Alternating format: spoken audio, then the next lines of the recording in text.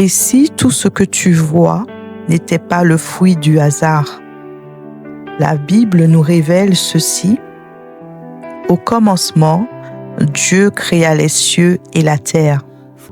La terre était informe et vide.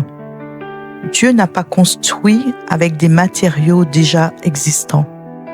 Il a parlé et la création a obéi. Quand Dieu parle, la création apparaît. Dieu dit que la lumière soit et la lumière fut.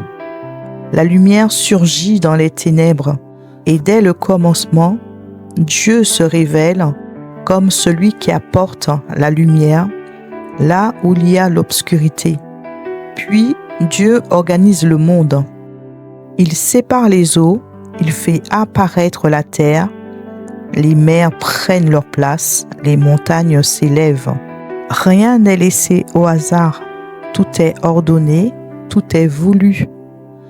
Regarde la création, regarde la mer, regarde les montagnes, regarde la beauté de la nature.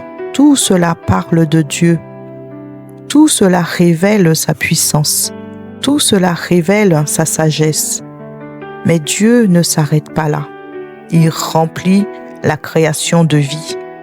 Les poissons dans la mer, les oiseaux dans le ciel, les animaux sur la terre. La création n'est pas vide, elle est pleine de vie, parce que Dieu est un Dieu de vie. La terre produisit de la verdure, de l'herbe portant de la semence selon son espèce, et des arbres donnant du fruit et ayant en eux leur semence selon leur espèce.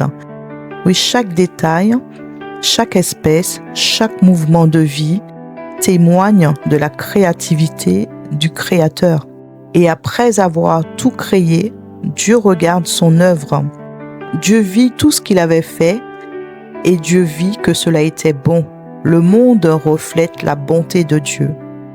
Le monde n'a pas été créé dans le chaos, mais dans l'harmonie. Le monde n'a pas été créé dans le désordre, mais dans la sagesse. Le monde n'a pas été créé dans l'erreur, mais dans la perfection du plan de Dieu. Alors écoute bien ceci. Si Dieu a créé le monde, alors ta vie n'est pas un accident.